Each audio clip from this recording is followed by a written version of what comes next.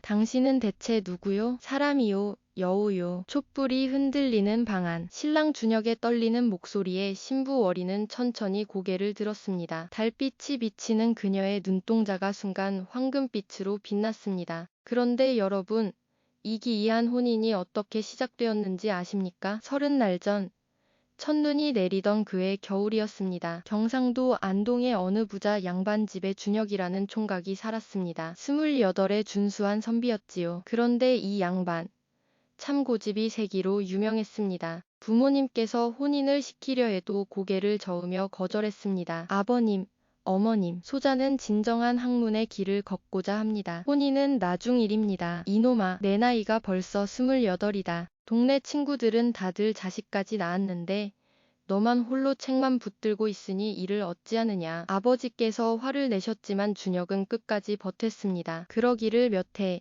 부모님께서도 결국 포기하셨지요. 이야기 시작하기 전에 부탁 하나 드려도 될까요? 구독하고 좋아요 눌러주시면 정말 감사하겠습니다. 댓글로 어디서 듣고 계신지도 알려주세요. 여러분이 계신 곳에 복이 가득하시길 진심으로 기원합니다. 자, 그럼 이제 본격적으로 들어가 보겠습니다. 준혁의 하루는 해가 뜨기 전부터 시작되었습니다. 새벽같이 일어나 세수를 하고 사랑채로 가서 책을 펼쳤지요. 사서 삼경은 물론 이고 각종 서책들을 탐독했습니다. 이 대목은 참으로 오묘하구나. 책장을 넘기는 소리만 이 고요한 아침을 깼습니다. 햇살이 창호지를 통해 은은하게 들어왔고 마당에는 서리가 하얗게 내려앉아 있었습니다. 점심을 먹고 나면 글씨 연습을 했습니다. 붓을 들고 한 획 한 획 정성스럽게 써내려갔지요. 먹물 냄새가 은은하게 코끝을 스쳤습니다. 좋아. 오늘은 어제보다 나아졌어. 저녁이 되면 시를 짓거나 옛 성현들의 글을 외웠습니다. 그렇게 하루하루가 지나갔지요. 준혁은 만족스러웠습니다. 학문에 정진하는 이 삶이 참으로 좋았습니다. 그런데 말입니다. 어머니께서는 속이 타들어갔습니다. 밤마다 아버지께 하소연을 하셨지요. 영감, 일을 어찌합니까? 우리 준혁이 혼기를 다 놓치겠어요. 이러다 정말 장가도 못 가는 거 아니겠습니까? 나도 걱정이요. 그놈이 워낙 고집이 세서 혹시 우리 준혁이가 어디 몸이 불편한 건 아닐까요? 그래서 여자를 싫어하는 건 그럴 리가 있나. 건강하기 그지없는 놈인데 부모님의 걱정은 날이 갈수록 깊어져만 갔습니다. 그러던 어느 겨울날이었습니다. 준혁이 서재에서 책을 읽다가 문득 창밖을 보았습니다. 눈이 펑펑 내리고 있었지요. 오늘은 날씨가 참 좋구나. 산책이나 다녀올까. 두툼한 도포를 입고 갓을 눌러쓴 뒤 밖으로 나섰습니다. 하얀 눈송이들이 하늘에서 춤추듯 내려왔습니다. 세상이 온통 새하얗게 변해가고 있었지요. 아름답구나. 마을 뒷산으로 발걸음을 옮겼습니다. 눈 쌓인 산길을 걸으며 시상을 떠올렸습니다. 백설이 만산에 흩날리니 천지가 은빛 물결이로다. 중얼중얼 씨를 읊조리며 걷다 보니 어느새 산속 깊숙이 들어와 있었습니다. 주변을 둘러보니 처음 보는 곳이었지요. 여기가 어디지? 길을 잃은 것 같았습니다. 당황한 준혁이 두리번거리는데 그때였습니다. 빠마아. 어디선가 여인의 비명소리가 들려왔습니다. 날카롭고 절박한 목소리였지요. 준혁이 깜짝 놀라 소리 나는 쪽을 바라봤습니다. 저게 무슨 소리지? 다시 한번 비명이 들렸습니다. 이번엔 더 가까웠습니다. 준혁은 주저없이 그쪽으로 달려갔지요. 숨을 헐떡이며 달려가니 눈앞에 믿기 힘든 광경이 펼쳐졌습니다. 하얀 옷을 입은 아리따운 여인이 나무에 등을 기댄 채 쓰러져 있었습니다. 그리고 그 앞에는 커다란 산돼지 한 마리가 으르렁거리며 서 있었습니다. 저기, 준혁이 소리쳤습니다. 산돼지가 고개를 돌려 준혁을 노려봤지요. 그 눈빛이 참으로 흉악했습니다. 꾀르릉 산돼지가 방향을 틀어 준혁에게 달려들었습니다. 순간 준혁의 머릿속이 하얘졌습니다. 아니, 그때였습니다. 어디선가 돌멩이 하나가 날아와 산돼지의 머리를 정확히 맞췄습니다. 탁 하는 소리와 함께 산돼지가 비틀거렸지요. 여인이 힘겹게 일어서며 다시 돌을 던졌습니다. 한 번, 두 번, 3번 정확한 조준이었습니다. 산돼지가 고통스럽게 울부짖으며 결국 도망쳤습니다. 휴, 여인이 그 자리에 주저앉았습니다. 준혁이 황급히 달려가 여인을 부축했지요. 괜찮으십니까? 다친 곳은 없으십니까? 네, 괜찮습니다. 고맙습니다. 여인이 고개를 들었습니다. 그 순간 준혁의 심장이 쿵 하고 내려앉았습니다. 참으로 아름다운 얼굴이었습니다. 달처럼 맑은 피부, 별처럼 반짝이는 눈동자, 입술은 붉은 앵두 같았고 코날은 오똑했습니다. 준혁은 평생 이런 미인을 본 적이 없었지요. 성함 이 말을 더듬는 자신이 낯설었습니다. 그동안 수많은 중매 이야기가 들어와도 눈 하나 깜짝 안 하던 준혁이었는데 말입니다. 저는 월이라고 합니다. 달월자의 이자입니다. 아, 아름다운 이름이십니다. 저는 이준혁이라고 합니다. 준혁 나으리, 정말 감사합니다. 나으리께서 아니었다면 저는 월이가 눈물을 글썽였습니다. 준혁의 가슴이 또 한 번 쿵 내려앉았지요. 아, 아닙니다. 제가 한 일이 없는데요. 오히려 저야말로 도움을 받았습니다. 그런데 이 깊은 산속의 어인일로 저는 저 너머 마을에 사는데 약초를 캐러 왔다가 길을 잃었습니다. 그러다 저 무서운 짐승을 만나 아이고 정말 위험하셨겠습니다. 그런데 지금 혼자 돌아가시기엔 너무 위험합니다. 제가 모셔다 드리겠습니다. 아니 그러실 것까지야 아닙니다. 이 눈길에 혼자 가시다간 또 무슨 일을 당하실지 모릅니다. 제발 제 도움을 받아주십시오. 준혁의 간곡한 부탁에 월이가 고개를 끄덕였습니다. 그럼 폐를 끼쳐 죄송합니다. 둘은 함께 산길을 내려왔습니다. 눈은 여전히 내리고 있었고 세상은 고요했습니다. 준혁은 월이가 넘어지지 않도록 조심스럽게 앞장섰지요. 조심하십시오. 여기 돌이 있습니다. 네, 감사합니다. 그렇게 한참을 걷다 보니 마을이 보였습니다. 그런데 이상했습니다. 월이가 말한 마을은 준혁이 사는 마을과는 정반대 방향이었거든요. 월이 낭자. 어느 마을에 사신다고 하셨습니까? 저쪽 골짜기 너머 작은 마을입니다. 아, 그렇군요. 준혁은 속으로 의아했습니다. 저쪽에 마을이 있다는 이야기는 들어본 적이 없었거든요. 하지만 깊이 묻지 않았습니다. 마을 입구까지 월이를 모셔다 드렸습니다. 여기서 괜찮으시겠습니까? 네. 여기서부터는 제가 알아서 갈 수 있습니다. 정말 감사했습니다. 준혁 나으리. 월이가 깊이 절을 했습니다. 준혁도 답례했지요. 천만에요. 무사히 돌아가십시오. 네. 그럼 월이가 돌아서서 걸어가기 시작했습니다. 준혁은 한동안 그 뒷모습을 바라보았지요. 하얀 눈 속에 하얀 옷을 입은 여인의 모습이 마치 선녀 같았습니다. 참 아름다운 분이구나. 준혁은 저도 모르게 중얼거렸습니다. 그날 밤 준혁은 잠을 이루지 못했습니다. 이상하다. 내가 왜 이러지? 이불을 뒤집어 쓰고 누워도 책을 펼쳐봐도 자꾸만 월이의 얼굴이 떠올랐습니다. 그 맑은 눈동자, 그 붉은 입술, 그 은은 한 목소리. 아니야, 정신 차려. 나는 학문에 정진해야 하는 사람이야. 스스로를 다독였지만 소용없었습니다. 가슴이 두근거리고 마음이 설레고 자꾸만 웃음이 났습니다. 그 다음 날도 마찬가지였습니다. 준혁은 책을 펼쳐놓고도 한 줄도 읽지 못했지요. 붓을 들어도 글씨가 제대로 써지지 않았습니다. 일을 어찌하나, 정말 일을 어찌하나. 일주일이 지났습니다. 준혁은 결심했습니다. 다시 그 산길로 가보기로 했지요. 혹시 월이를 다시 만날 수 있지 않을까 하는 기대를 품고 말입니다. 매일같이 그 산길을 오르내렸습니다. 하지만 월이는 보이지 않았습니다. 실망한 마음으로 돌아오는 날들이 계속되었지요. 그런데 말입니다. 보름째 되는 날이었습니다. 준혁이 지쳐서 나무 그늘에 앉아 쉬고 있는데 저 멀리서 하얀 옷을 입은 사람이 걸어오는 게 보였습니다. 설마. 준혁이 벌떡 일어났습니다. 가까이 오는 그 사람은 월이였습니다. 월이 낭자. 준혁이 달려갔습니다. 월이도 준혁을 보고 놀란 표정을 지었지요. 어머, 준혁 나으리. 이게 어인 일이십니까? 저는 그냥 산책을 하다가. 거짓말이었습니다. 매일 이곳에 와서 월이를 기다렸다고는 차마 말할 수 없었지요. 그러셨군요. 저도 오늘 약초를 캐러 왔습니다. 아, 그러십니까? 그런데 혹시 제가 도와드려도 될까요? 준혁의 얼굴이 붉게 달아올랐습니다. 월이가 빙그레 웃었지요. 그러시겠다면 감사하지요. 그날부터 둘은 자주 만났습니다. 준혁은 매일 산에 올라갔고 월이도 매일 약초를 캐러 왔습니다. 우연인 듯 자연스럽게 만났지요. 함께 산을 거닐며 이야기를 나누었습니다. 준혁은 자신이 공부한 학문 이야기를 했고 월이는 약초와 자연에 대한 이야기를 했습니다. 이 풀은 감기에 좋고 저 나무 껍질은 배탈에 효험이 있습니다. 정말 박식하십니다. 어디서 그런 것들을 배우셨습니까? 어머니께서 가르쳐 주셨습니다. 저희 집안은 대대로 의원을 했거든요. 아, 그러셨군요. 대화를 나눌수록 준혁은 월이에게 빠져들었습니다. 아름다운 외모뿐만 아니라 지혜롭고 따뜻한 마음씨에 반했지요. 월이도 준혁에게 마음이 가는 것 같았습니다. 준혁을 볼 때마다 눈이 반짝였고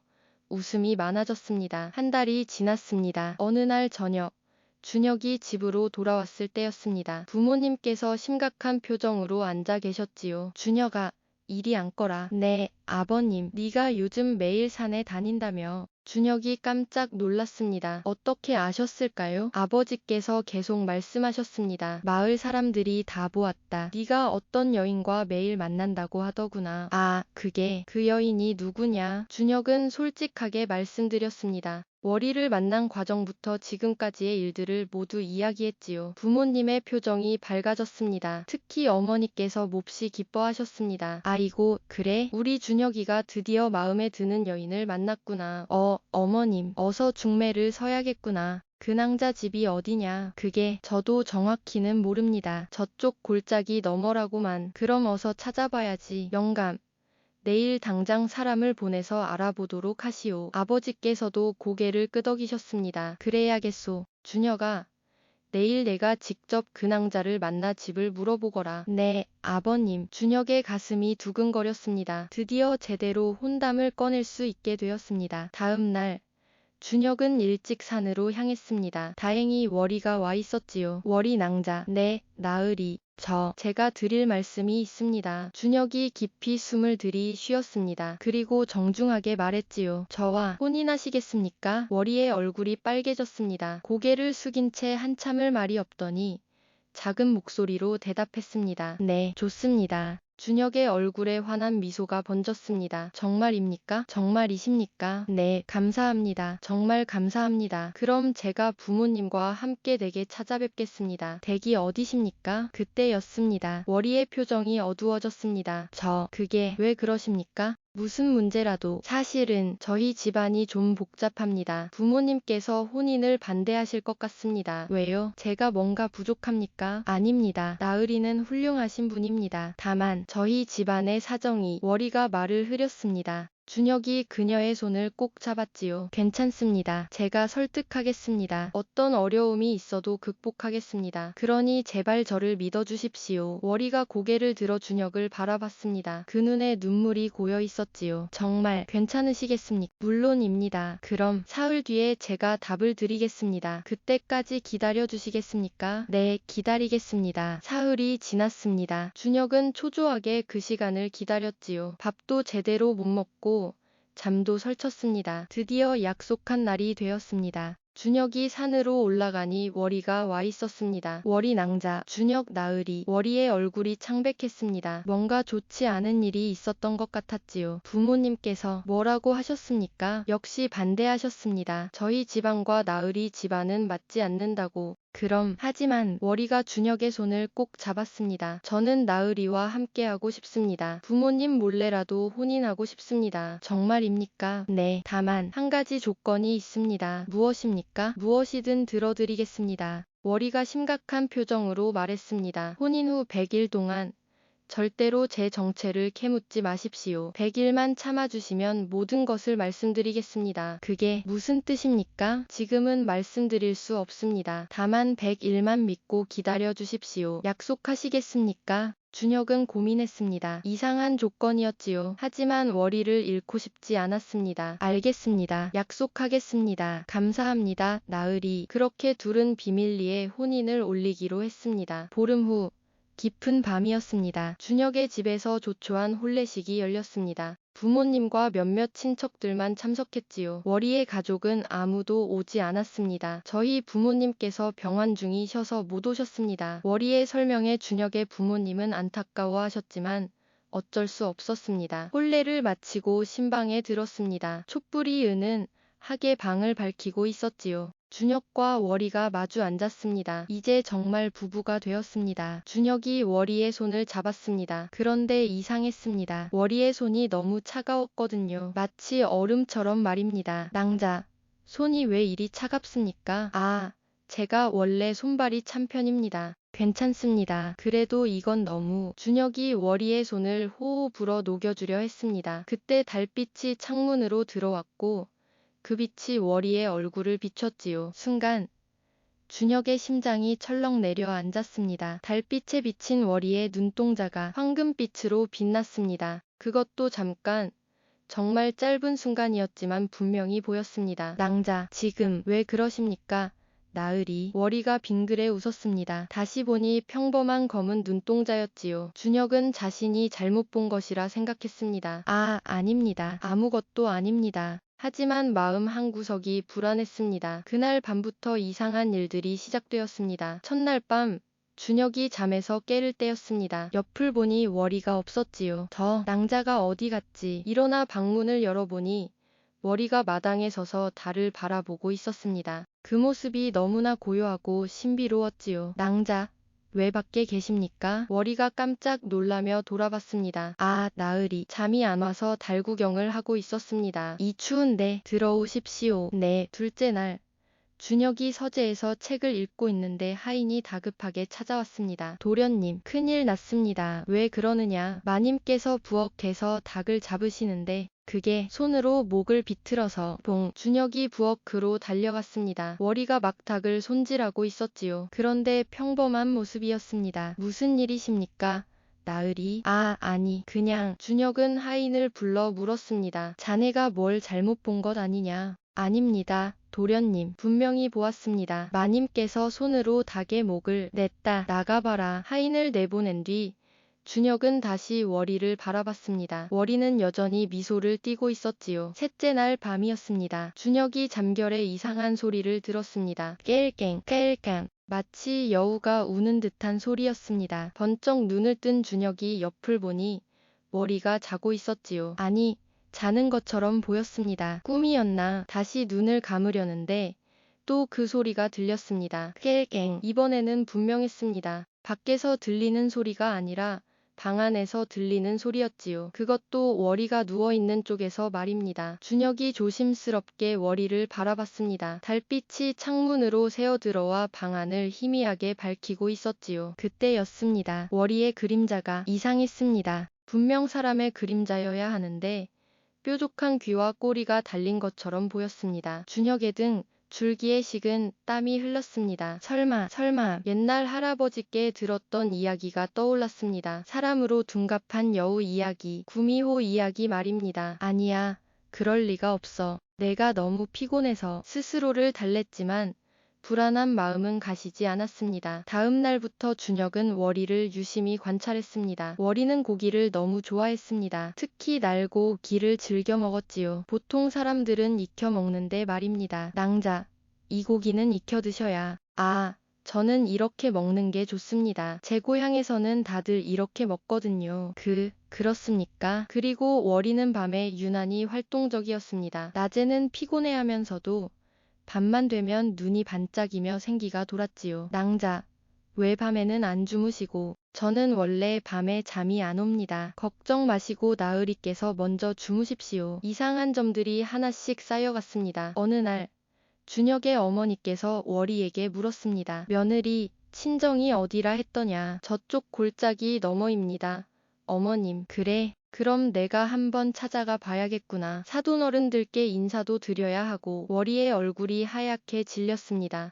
아닙니다. 저희 부모님께서 병환이 심하셔서. 병환이 있으면 더욱 찾아뵈어야지. 그게 전염병이라서 아무도 집에 들이지 못하신답니다. 전염병이라니. 그럼 너는 괜찮은 게냐? 저는 어릴 때 알아서 면역이 생겼습니다. 어머니께서는 의아하다는 표정이었지만 더는 묻지 않으셨습니다. 하지만 준혁은 확신했습니다. 월이가 뭔가를 숨기고 있다는 것을 말입니다. 그날 밤 준혁은 잠든 척하며 월이를 지켜봤습니다. 한밤중이 되자 월이가 조용히 일어났습니다. 방문을 열고 밖으로 나가더니 뒷산 쪽으로 걸어갔지요. 준혁이 몰래 뒤를 따랐습니다. 달빛 아래 월이는 산속 깊은 곳으로 들어갔습니다. 그리고 한바위 앞에 서지요. 그때였습니다. 월이의 몸에서 환한 빛이 났습니다. 그 빛이 사라지자 놀랍게도 하얀 여우 한 마리가 그 자리에 서 있었습니다. 준혁은 숨이 멎는 줄 알았습니다. 정말 여우였구나. 여우는 꼬리를 9개 가지고 있었습니다. 구미 호였던 것이지요. 여우가 하늘을 보며 울부짖었습니다. 끼잉. 슬프고 애절한 울음소리였습니다. 준혁의 가슴이 아팠지요. 얼마 후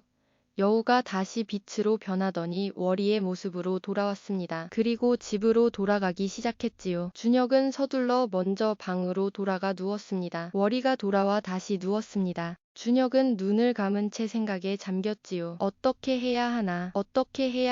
사랑하는 아내가 구미호라니 믿을 수 없었지만 현실이었습니다. 아침이 되었습니다. 준혁은 월이를 바라봤습니다. 여전히 아름답고 다 정한 얼굴이었지요. 하지만 이제는 달라 보였습니다. 나으리, 왜 그렇게 보십니까?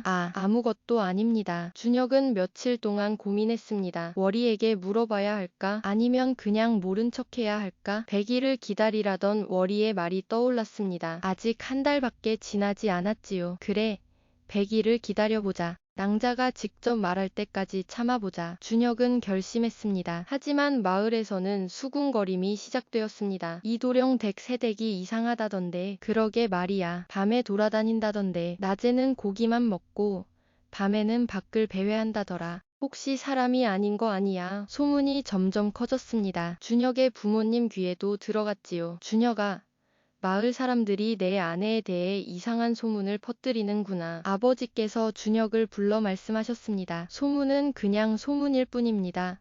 아버님. 하지만 아니 땐 굴뚝에 연기 날까? 네가 잘 지켜봐야 한다. 네, 아버님. 시간이 흐를수록 상황은 악화되었습니다. 마을에서 이상한 일들이 벌어지기 시작했지요. 집집마다 키우던 닭들이 사라졌습니다. 목이 꺾인 채로 말입니다. 이게 무슨 일이냐? 필시 여우 짓이다. 이도령 댁 새댁이 여우라던데. 그렇다던데. 내가 봤어. 밤에 꼬리가 보였어. 사람들이 준혁의 집 앞에 모여들었습니다. 이도령, 나오시오. 준혁이 나갔습니다. 무슨 일이십니까? 당신 아내를 내보내시오. 그 여자가 여우요. 무슨 말도 안 되긴 증거가 있소. 한 사람이 닭 깃털을 내밀었습니다. 월이의 방 근처에서 발견했다는 것이. 이건 누가 갖다 놓은 것일 수도. 아니오. 나는 직접 봤소. 어젯밤 당신네 뒷산에서 하얀 여우를 봤단 말이오. 사람들이 흥분했습니다. 준혁은 당황했지요. 그때 월이가 나왔습니다. 여러분, 제가 해명하겠습니다. 해명? 무슨 해명을 하겠다는 거요? 저는 사람입니다. 여우가 아닙니다. 그럼 증명해보시오. 어떻게 증명하길 원하십니까? 한 노인이 나섰습니다. 마을의 무당이었지요. 내가 부적을 태울 것이오. 만약 당신이 여우라면 그 연기를 견디지 못할 것이오. 좋습니다. 해보십시오. 월이가 당당하게 대답했습니다. 준혁은 가슴이 철렁 내려앉았지요. 무당이 부적을 꺼내 불을 붙였습니다. 노란 연기가 피어올랐습니다. 월이는 그 연기 속에 서 있었습니다. 아무렇지도 않은 표정으로 말입니다. 이것으로 충분합니까? 사람들이 웅성거렸습니다. 정말 여우였다면 연기를 견디지 못했을 텐데 말입니다. 이상하구만. 혹시 우리가 잘못 본 건가? 사람들이 하나 둘 돌아가기 시작했습니다. 하지만 완전히 의심을 거두진 않았지요. 그날 밤 준혁이 월이에게 물었습니다. 낭자, 대체 나으리. 월이가 준혁의 말을 끊었습니다. 100일만 기다려주시면 모든 것을 말씀드린다고 하지 않았습니까? 제발 조금만 더 참아주십시오. 하지만 마을 사람들이 제가 처리하겠습니다. 걱정하지 마십시오. 월이의 눈빛이 슬펐습니다. 준혁은 더 이상 묻지 못했지요. 70일이 지났습니다. 이제 100일까지 한 달이 채 남지 않았습니다. 준혁은 조바심이 났지요. 그런데 그때 마을에 큰 문제가 생겼습니다. 전 연병이 돈 것입니다. 사람들이 하나 둘 쓰러지기 시작했지요. 이유아, 배가 아파. 열이 너무 높아. 마을이 난리가 났습니다. 하지만 의원이 없었습니다. 가장 가까운 고을까지 가려면 사흘은 걸리는데 그때까지 기다릴 수 없었지요. 사람들이 준혁의 집으로 찾아왔습니다. 이도령, 부인께서 약초를 아신다고 하지 않았소. 제발 우리 아이들을 살려주시오. 월이가 나섰습니다. 제가 보겠습니다. 월이는 환자들을 돌봤습니다. 밤낮 없이 약을 다리고 환자들을 간호했지요. 놀랍게도 환자들이 하나둘 회복되기 시작했습니다. 아이고, 감사합니다. 부인께서 우리 아이를 살려주셨습니다. 사람들의 태도가 달라졌습니다. 워리를 의심하던 사람들도 이제는 고마워했지요. 우리가 부인을 오해했습니다. 용서해 주십시오. 워리는 빙그레 웃으며 대답했습니다. 괜찮습니다. 모두가 무사해서 다행입니다. 그렇게 또 시간이 흘러